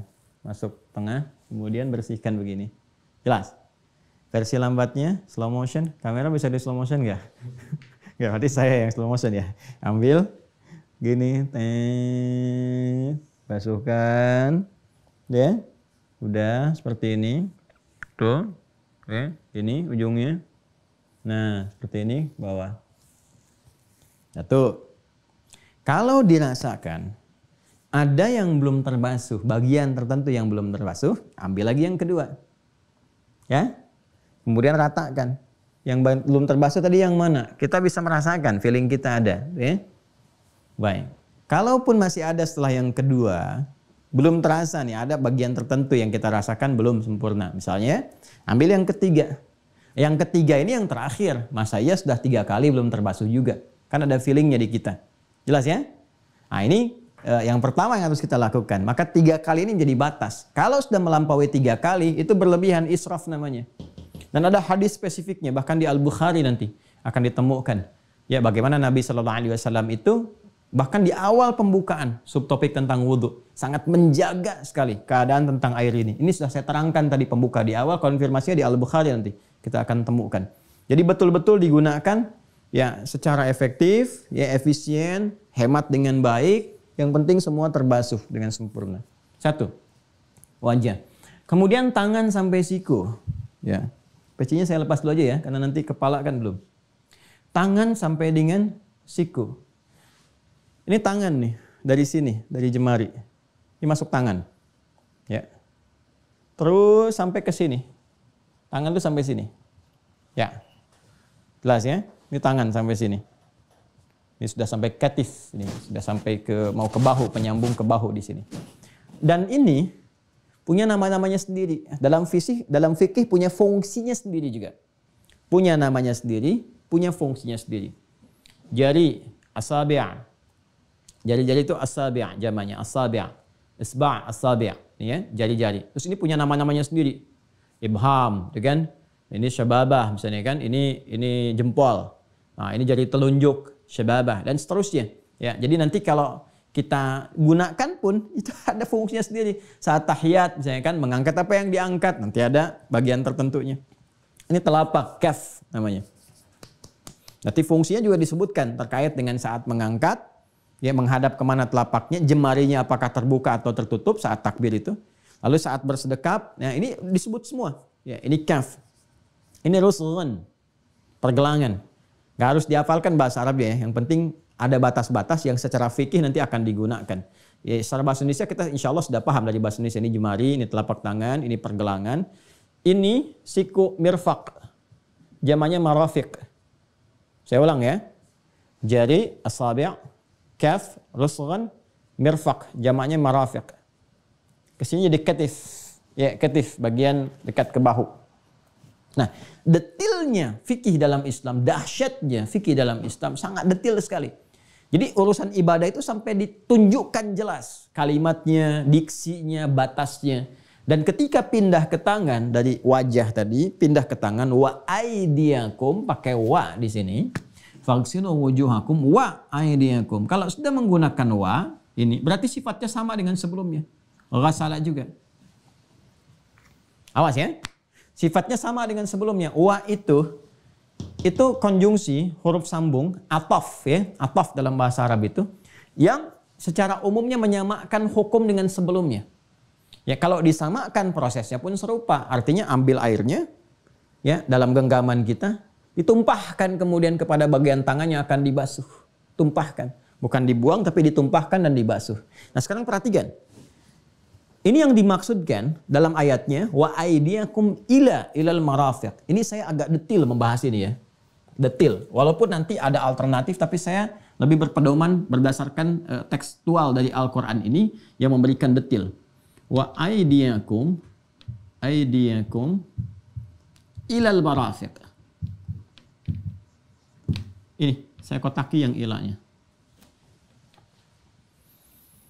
Ila itu harful ghayah minal ibtida ila nihayah, menunjuk kepada tujuan, proses tujuan yang berlangsung dari permulaan ibtida ya ila nihayah sampai ke ujung. Jadi mulai dari mana, berakhir di mana. Al-yawm sabahan ana adhhab ila Jakarta. Pagi ini saya akan pergi ke Jakarta. Sekarang saya ada di Bekasi. Saya akan ke Jakarta. Berarti tempat berangkat saya kan dari Bekasi. Kan? Tujuan akhir saya di mana? Jakarta. Jadi saya berangkat dari sini, berakhir di sini. Itu pakai ila. Jelas ya? Nah, apa pentingnya kita membahas ini? Pentingnya adalah ketika membasuh ke tangan, di jamak bentuknya. Yad jamaknya aidi. Dan basuhlah tangan-tangan kalian setelah wajah ke tangan. Ya, ilal marafiq sampai ke siku. Jadi batas ujungnya itu siku. Ya, batas akhirnya kan ila aku sampai ke ujung, berarti batas ujungnya siku. Ya, bukan dibalik. Ya, walaupun nanti ada yang menggunakan seperti itu ya, tapi saya lebih cenderung ya. Saya lebih cenderung mengambil ke sini isyarat redaksi ini. Jadi dari sini, dari depan ke sini. Ya, dalam amalan yang dipraktikkan kalau kita mengacu ke sini, jadi bukan dari sini ke sini, tapi dari depan ke sini. Ya, secara spesifiknya. Walaupun nanti ada dalam prakteknya yang menggunakan dari sini. Tapi saya lebih cenderung menggunakan sesuai dengan ini. Isyarat yang ada dalam Al-Quran. Ambil airnya. Ambil. Tumpahkan. Begini. Nah, dari sini. Ya, dari jemari ke sini. Terus sampai ke siku ke sini. Dibalik ke tengahnya. Terus diturunkan lagi ke sini. Ya, ulang. Ambil airnya. Tumpahkan. Gini. Basuh ke depannya seperti ini. Merasa belum rata? Ambil yang kedua, tumpahkan. Terus, mana yang belum ratanya? Terus sampai kita rasakan, melihat, merasakan rata. Ya, kalau perlu sampai yang ketiga, kalau belum merasa rata dengan sepenuhnya. Selesai. Nah, ini lebih sesuai dengan hikmah. Ya, apa hikmah di balik ini semua? Wudhu, masih ingat kan? Waktu saya jelaskan di awal, ada proses taubat kan yang berlangsung di dalamnya. Makanya setelah kita selesai wudhu, masih ingat video di awal tentang pembahasan wudhu yang saya sampaikan. Setelah selesai wudhu kan kita berdoa. Doanya kan doa tentang taubat. Asyhadu an la ilaha illallah wa asyhadu anna Muhammadar Rasulullah. Mengonfirmasi bahwa apa yang kita kerjakan sudah selesai dengan iman. Ya. Kemudian Allahumma ja'alni minat tawwabin. Ya Allah, mohon jadikan aku termasuk orang taubat. Taubat itu kan mengakui kesalahan, menyesali apa yang telah diperbuat, berjanji tidak mengulangi. Dan konfirmasi di hadis Muslim, Nabi mengatakan, ya bersamaan dengan tetesan air itu yang jatuh dari anggota wudhu itu, bersamaan itu pula dosa-dosanya itu juga turun, ya terpisah dari bagian yang dibasuh itu. Ya bahasa singkatnya terhapuskan, gugur, jatuh bersamaan dengan jatuhnya tetesan air itu, jatuh pula dosa-dosanya. Itu bahasa hadisnya. Ya. Artinya dalam tahap wudhu ini ada evaluasinya, bukan sekedar dibasuh. Ya, bukan sekedar dibasuh. Di saat basuh wajah tadi, kan tadi saya baru aspek fisikalnya gitu kan, belum kepada aspek-aspek turunan hikmahnya. Nah, tapi saya harus menjelaskan, melompat ketika sampai ke wajah. Besok saya detilkan kembali dan sampai ke tangan sekarang ini. Kenapa dimulai dari sini? Karena ada unsur taubat yang terkait dengan fungsi tangan yang mungkin digunakan keliru sebelum berwudhu. Ya. Sedangkan kebanyakan fungsi tangan yang digunakan itu kan adanya di bagian ini. Bukan di bagian ini. Anda kalau nulis sesuatu pakai jemari kan. Ngetik sesuatu, dialog. Sekarang di kolom chatting nih, saya nggak bisa lihat. Tapi mungkin ada dialog, ada macam-macam. Ada diskusi. Di waktu-waktu yang lain ada sebagian orang yang mohon maaf ya, saling mencelaknya pakai tulisan sekarang. Bikin statusnya pakai tulisan. Yang pakai kan ini, bukan begini kan nulisnya. Orang ngetik kan begini, bukan begini. Ya. Nah ini yang sering salah tuh ini. Karena itulah kemudian dimulai dari sini, sekalian evaluasinya dari sini. Nih yang ditaubati itu ini nih. Minta kepada Allah supaya dosa-dosanya digugurkan, dihilangkan. Ya disesali apa yang salah nih sebelum berwudu ini, apa yang salah di tangan ini. Sama persis dengan wajah ini. Ya, jadi begitu kemudian mohon maaf air itu dituangkan ke wajah ini, rasakan. Lisan itu keliru apa saat kumur-kumur sebelumnya. Ya, saat ditatap ini, saat mata dan sebagainya. Bukan hanya fisikal, nadhafah, tapi harus ada husnu wal idha'ah. Ya, harus ada aura kebaikan dari hasil taubat yang ada. Coba cek lagi.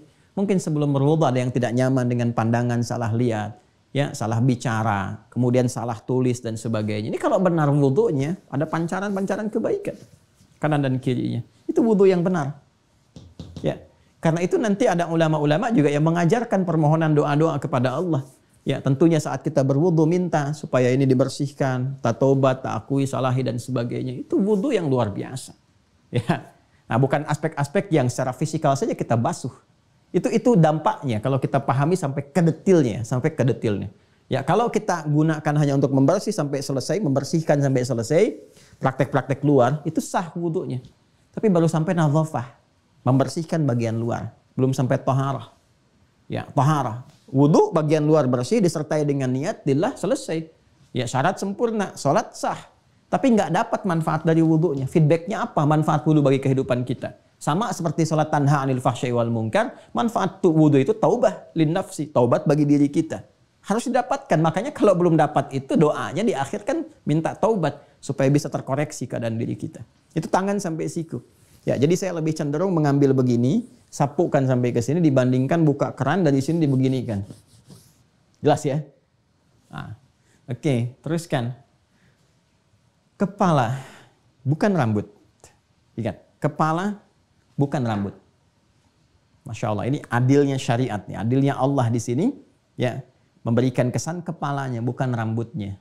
Karena tidak setiap orang yang berkepala itu boleh jadi tumbuh keadaan rambutnya dengan sempurna. Bayangkan kalau yang dimaksud rambut, wah harus nanam ini itu dan sebagainya, bro. Itu menyulitkan. Sedangkan agama memudahkan. Ingat kepalanya ya, bukan rambutnya. Dan berpindah redaksinya, diksinya, ya, katanya, diksinya berpindah dari ghasala kepada masaha. Masaha. Wamsahu.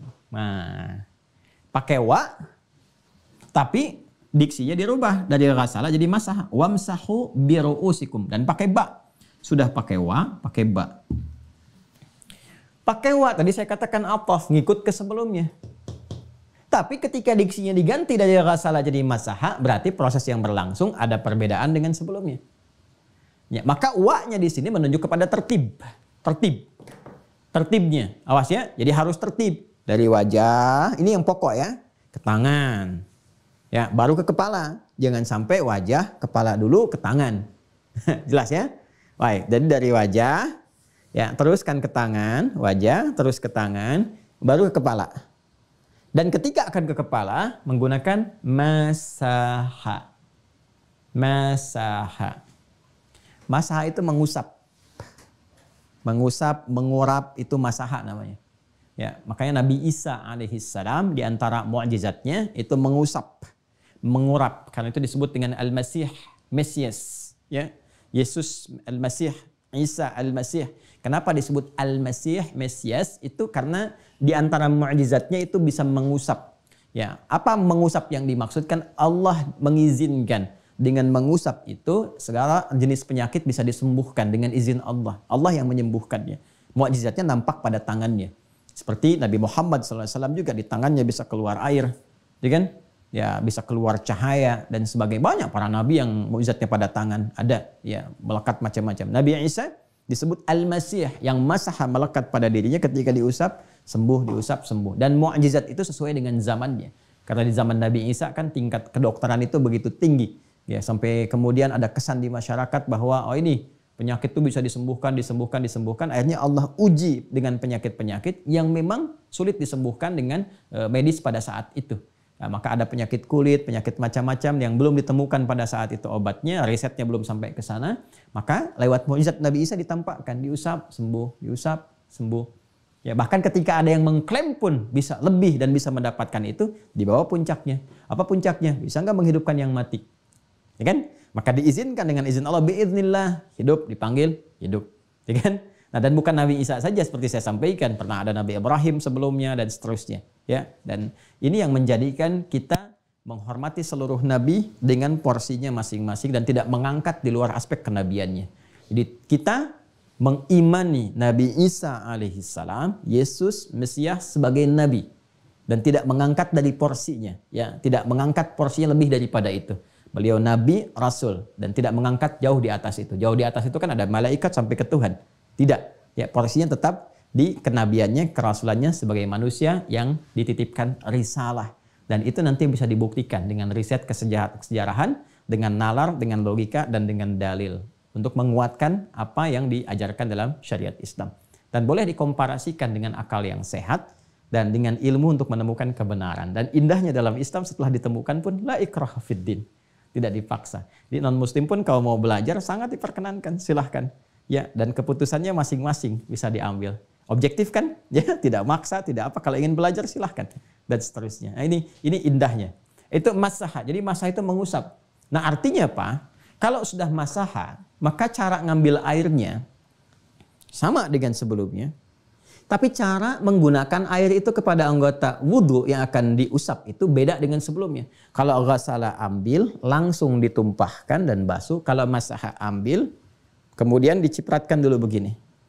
Ya, sehingga mengambil sebagiannya saja yang diambil. Ambil, cipratkan begini, sebagian. Lalu diusapkan, ini, ke bagian kepala. Ingat bukan rambut. Jadi tidak tepat kalau kemudian diambil cuma rambutnya begini. Ya, karena sudah nyisir, tidak mau kena, apalagi yang paling menarik pecinya masih begini, yang dikeluarkan cuma rambutnya. Takut di sini. Nah, itu wudunya tidak tepat. Tidak sah wudunya. Ya, tidak sah. Yang harus kena kepalanya. Nah, menariknya ketika ke kepala ini ada huruf ba-nya. Wamsahu bi ru'usikum. Usap bi pakai ba, ru'usikum. Ru'us itu jamak dari ra'sun. Ru'usikum, jamak dari kata ra'sun.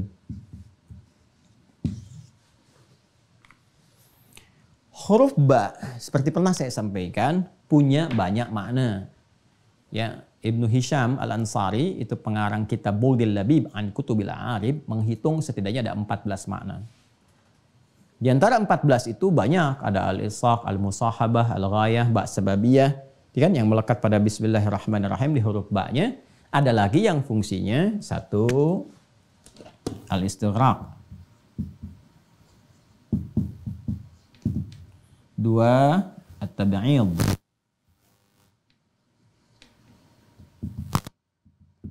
Ma'a at-tahdid. 3 at-tab'id min duni tahdid atau duna tahdid.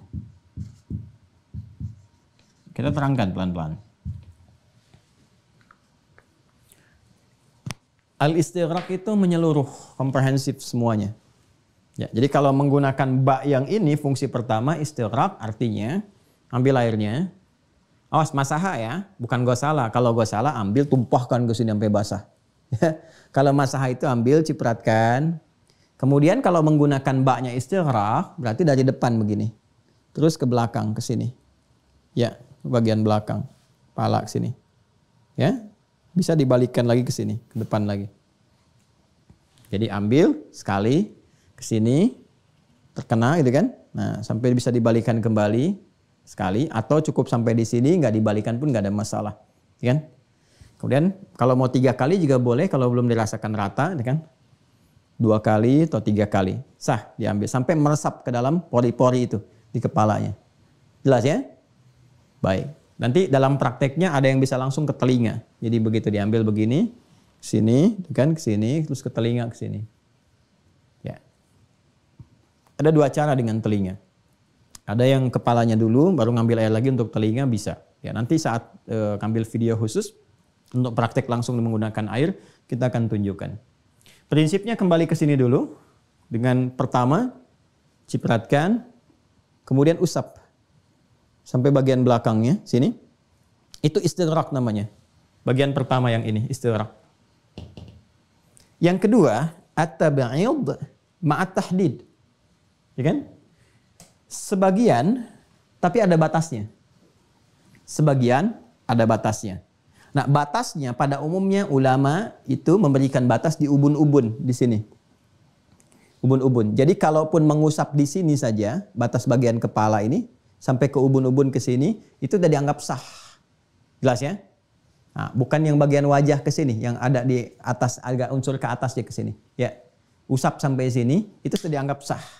Masuk. At-tab'id ini ma'a at-tahdid. Jelas ya? Baik. Ada yang ketiga, at-tab'id min duni tahdid. Sebagian dan tidak ada batasnya. Nah, jadi yang penting namanya kepala ya kalau sudah kena usapan sah. Artinya apa? Mau di sini sah. Mau di sini sah. Mau di sini sah. Ya namanya kena kepala. Jelas ya? Baik, inilah hikmahnya dan Masya Allah. Saya selalu katakan kalau syariat ini bersumber dari pencipta langsung, dari Allah Subhanahu wa Ta'ala, pasti akan detail, sempurna, presisinya tinggi. Ya, kenapa? Ketika masuk kepada usapan kepala menggunakan ba, karena Allah Maha mengetahui. Tidak semua keadaan menyangkut kepala itu bisa sama semuanya. Untuk kasusnya yang akhwat, yang perempuan, ummahat, ibu-ibu misalnya, ya kan? Ketika mengenakan jilbab dan ketika akan berwudu, misal dalam kondisi-kondisi tertentu, ya boleh saja misalnya terkena bagian ininya, ya tidak harus membuka misalnya bagian jilbab dalam kondisi tertentu ya yang tidak memungkinkan untuk dibuka. Kalau ada areanya kan enak, tinggal langsung masuk ke areanya, tangan sudah selesai, kan ini aurat nih di area tertentu saja yang tertutup, pakai dan seterusnya. Nah, tapi kalau membuka ini kan lebih mudah dibandingkan dengan membuka jilbab dan sebagainya. Ya, jadi kalau bagian kepala itu bisa dilonggarkan, bisa disapu ke sini, disempurnakan ke belakang bagus. Tapi kalau misalnya hanya bisa terkena sebagian dan menyulitkan untuk yang lainnya, boleh kemudian sebagian yang terkena. Yang penting kena bagian kepalanya. Diutamakan bagian dekat ke ubun-ubun. Jika terjadi sesuatu yang misalnya kadarullah kita tidak menghendakinya, namun terjadi, ya sakit bagian kepala, ada luka misalnya pas di dekat sini, yang tidak boleh terkena air. Nah, ini tidak menyulitkan kita untuk mengusap bagian yang lainnya. Ada bagian yang di sini, ada bagian yang di sini dan seterusnya. Bagaimana kalau semuanya nggak boleh kena air? Ya itu tayamum babnya. Jelas ya? Ini menggunakan fungsi ba pada masahat. Terakhir, kaki sampai kedua mata kaki. Wa arjulakum ilal ka'bain. Ya? Mohon izin ya. Kameranya gini ya. Yang ini kameranya. Baik. Menyesuaikan dulu ya. Nah ini teman-teman sekalian saya angkat ya. Ini nanti dalam praktek video selanjutnya kita akan tunjukkan. Ini kaki di sini. Ya ini kaki ini. Ini mata kaki ini ya. Sudah kita ketahui bersama ini. Mata kakinya yang ini. Ya. Nah, tentu ada dua ya. Ada dua. Sebelah sini dan sebelah sini. Baik. Seperti ini ya. Di jalur yang ini. Nah ini kaki dari sini. Ya, sampai dengan ke mata kaki di sini. Ya, wa arjulakum ilal ka'bain. Nah, cara untuk membasuhnya yang paling menarik adalah ketika sampai ke kaki, ini masih menggunakan wau. Nah, inilah ilmu nahu pentingnya di sini nih. Ya, pentingnya nahu di sini. Kita akan lihat faghsilu wujuhakum pakai a ketika wajah menggunakan fathah. Ya ayyuhalladzina amanu idza qumtum ilas salati faghsilu wujuhakum a. Wa aydiyakum ilal marafiq a. Wamsahu bi ru'usikum ketika kepala pakai i kasrah karena ada ba-nya. Wamsahu bi ru'usikum i. Tapi ketika ke kaki ke a lagi. Wa arjulakum ilal ka'bain ke a lagi. Jadi i itu cuma sekali di kepala. Ketika ke kaki ada a lagi. Padahal sama-sama menggunakan wau, wa. Tuh. Konsekuensi dari wau kan ikut hukum sebelumnya. Ya. Ikut hukum sebelumnya. Sedangkan sebelum kepala, sebelum kaki itu kan kepala. Ya, kepala. Tapi lihat, harokatnya kok nggak sama. Kalau kepala pakai i, kalau ini pakai a. Kalau ini pakai i, berarti cara ngambilnya, airnya ambil, tumpahkan, cipratkan dulu, baru diusap. Itu kalau ikut ke sini, ke kepala pakai i. Tapi ketika harokatnya fathah, berarti yang dimaksudkan apa? Yang diikutkan ke sini nih. Ke gosala lagi, ke tangan dan ke wajah. Ini pentingnya nahu. Ya, pentingnya nahu. Maka ketika ke kaki, berubah dari mengusap jadi basuh lagi. Kenapa diterjemahkan dengan basuhan? Maksudnya, ikut ke hukum sebelumnya sama-sama tertib.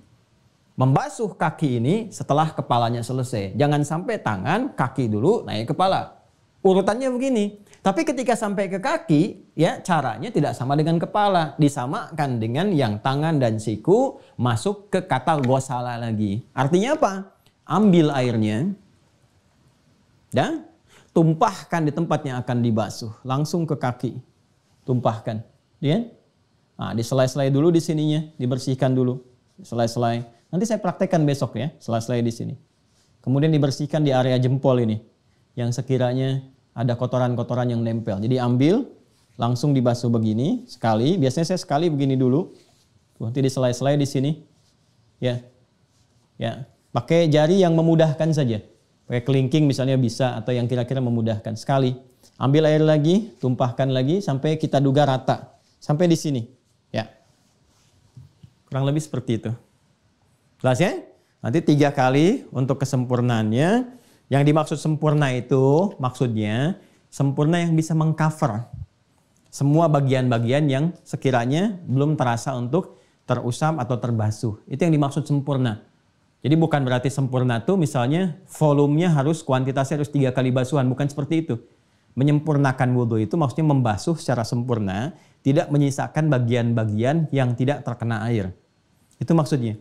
Jadi kalau sekali sudah tercover keseluruhannya, sudah sempurna. Kalau dirasakan belum ada, kena 2 kali. Sudah cukup semua sempurna.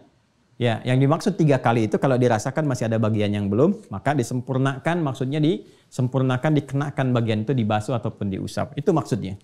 Jelas ya? Dan melebihi itu disebut telah menyalahi ketentuan yang disebutkan Rasulullah Sallallahu Alaihi Wasallam. Nah, ini adalah bagian yang pokok. Artinya ini yang paling inti. Yang lain tambahan, nafilah. Ya, jadi dari menyela-nyelai seperti ini tambahan, sunnah. Ya, sunnah. Tapi juga sunnah jangan dibuat ringan. Artinya ada pahalanya. Sunnah itu artinya dikerjakan, ya, ada penyempurnaan dan tambahan pahala. Kalau tak mampu mengerjakan karena uzur tertentu. Ya, jadi cara menerjemahkan diperbaiki ya. Ya biasanya kan suka ada begini, dikerjakan dapat pahala, ditinggalkan tidak berdosa. Pertanyaannya kenapa ditinggalkan kalau bisa mengerjakan? Ya, itu pertanyaannya. Jadi saya selalu membuat definisi yang agak ketat ya. Dikerjakan mendapat pahala, tak mampu mengerjakan karena uzur tertentu, maka tidak berdosa. Gitu cara menerjemahkannya. Jadi bukan dikerjakan dapat pahala, ditinggalkan tidak berdosa. Nanti ada pertanyaan lagi, kenapa ditinggalkan kalau bisa mengerjakan? Kan itu ya. Jadi ini bagian pertama, sela-sela seperti ini, ya. Tambahannya, kemudian kumur-kumur, tamadmad, sambil nanti sebagian dihirup, yang ke hidung itu istinsyak dan dikeluarkan istinthar, itu sunnah. Ini ya, cuci bagian jari jemari dan telapak ini. Kemudian kumur-kumur, yang kedua tamadmad. Yang ketiga istinsyak, dihirup ke hidung ya untuk mengeluarkan kotoran-kotoran di hidung.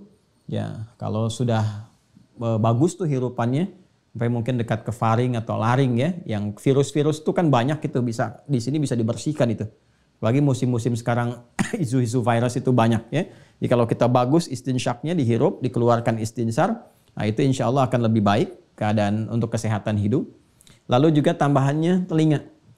Ya, tambahan untuk basuhan telinga. Nanti kita akan praktekkan saat kita ambil video klip tertentu di tempat wudhu sehingga bisa menunjukkan bagaimana kalau air menggunakan keran atau kalau menggunakan bejana dan seterusnya. Saya ulang ya.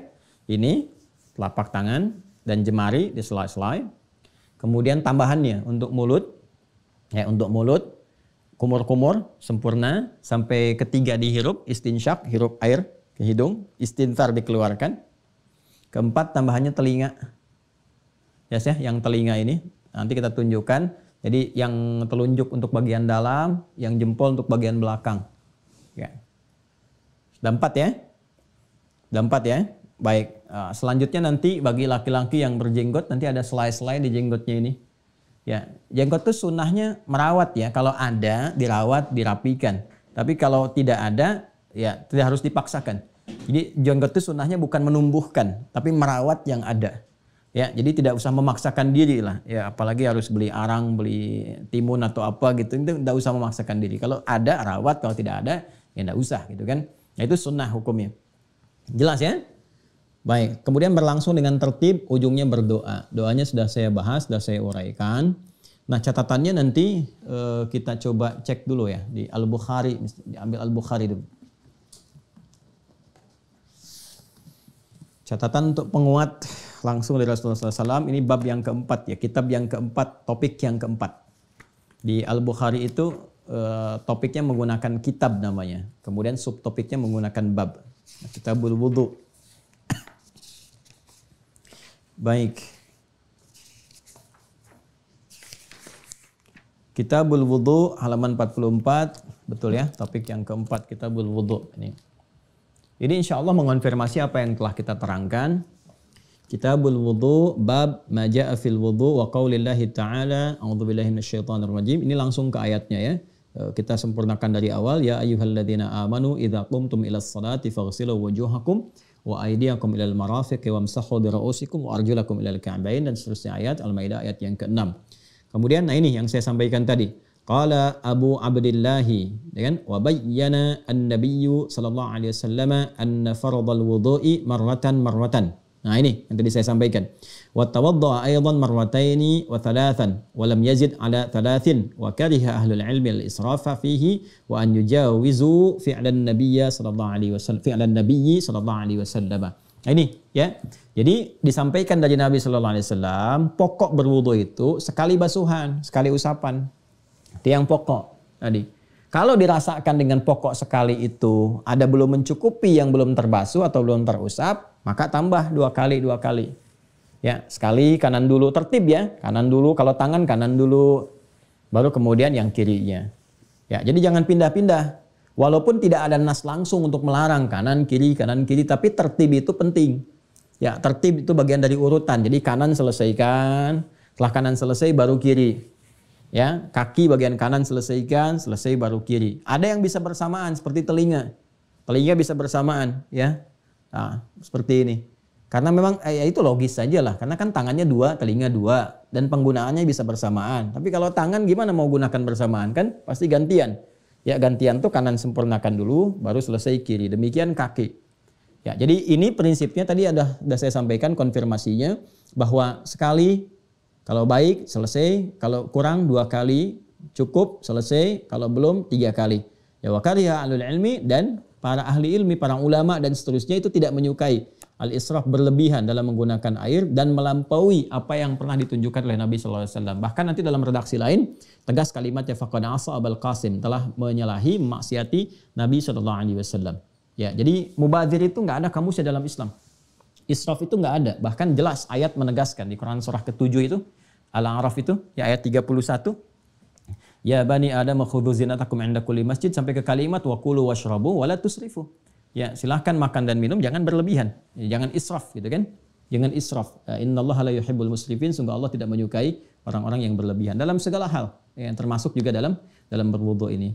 Itu kurang lebih bahasannya teman-teman sekalian terkait dengan pengantar pada praktek, pada praktikalnya. Kalau sudah masuk ke sini tinggal nanti pada tatanan prakteknya. Nah, ini kan tata caranya nih, yang pokok-pokok. Tahu dulu seperti ini, sudah tahu bagian detailnya, baru nanti ke prakteknya.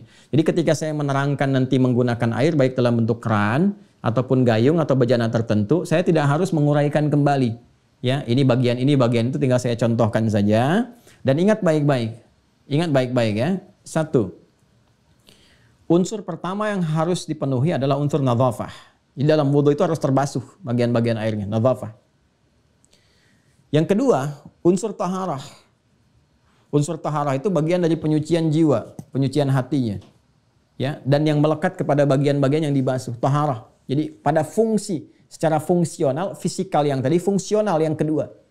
Jadi berhasilnya wudu seseorang ditunjukkan ketika 1 terbasuh, unsur nadhafah. Kedua, unsur taharah. Ya, ketika ada fungsi yang melekat pada bagian anggota wudu ini, terbersihkan dari sumber-sumber keburukan, noda-noda, kotoran, dosa-dosa.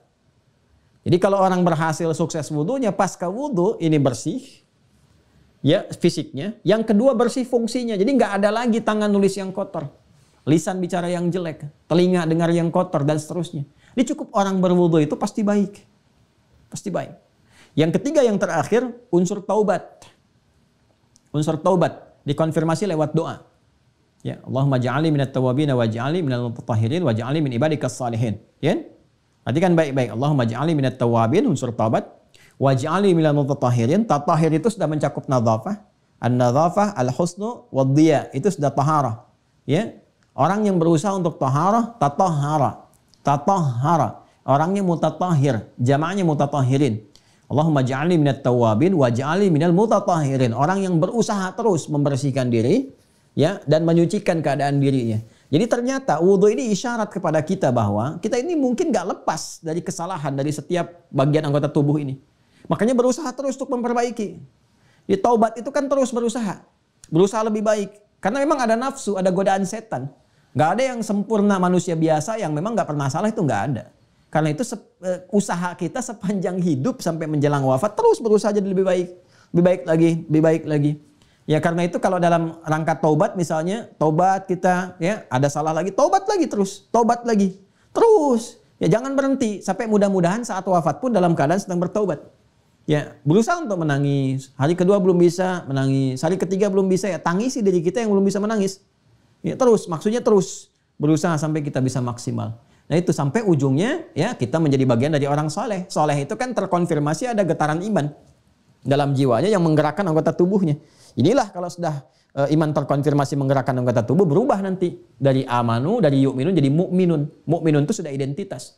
Karena itu ketika melekat pada mata, mu'minun dulu. Ya wa kullil mu'minina, sudah mu'minun. Kullil mu'minina yaghuddu min absarihim. Kalau matanya sudah melekat nilai iman, ada pancaran cahaya, otomatis nanti terpalingkan dari keburukan.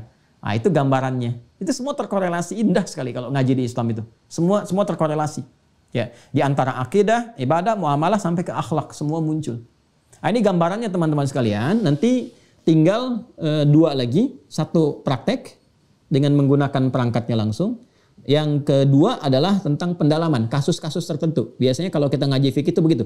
Ya, kasus-kasus tertentu. Nanti kalau lebih dalam ada muqaranah, perbandingan-perbandingan. Nah, pendalaman di kasus dan perbandingan itu adanya di Zoom nanti sesi pengayaan. Ya, kalau ini kan umum, ceramah umum tuh siapa bisa mengakses karena tingkatan berbeda-beda. Tapi kalau sudah terdaftar di Mira, kan ada kurikulum. Nah, di kurikulum itu perbedaannya nanti ada spesifikasi sehingga mengerti. Oh, kalau menggunakan begini berarti seperti ini. Oh, kita ini kenapa di sifatnya ada karohah kalau dipanaskan? Oh, ini pendekatannya fikih madhabnya Syafi'i misalnya atau turunannya begini. Ketika masuk ke madhab Hambali atau yang lainnya ternyata masih boleh digunakan. Kalau kita lihat lagi lebih dalam di riset, kenapa sini boleh nggak boleh? Oh, sebabnya bukan karena panasnya. Sebabnya karena pengaruh benda itu ketika terjadi panas di dalamnya, ada kalor masuk, ada pengaruh nggak kepada airnya. Jadi kalau nggak ada pengaruh, tetap bersih, tetap baik, boleh digunakan, nggak ada masalah. Maka kasus toren selesai, gitu kan? Terus benda-benda yang lain selesai. Udah, nggak ada persoalan di situ. Dispenser, boleh nggak wudhu pakai air dispenser? Sah aja. Ya, sepanjang dispensernya nggak kemasukan misalnya kotoran cicak atau ada pengaruh di dalamnya terjadi pemanasan sehingga ada karat dan seterusnya yang menjadikan baunya berubah, ya, atau warnanya bisa berubah. Nah, itu sudah masuk ke sifat air lagi.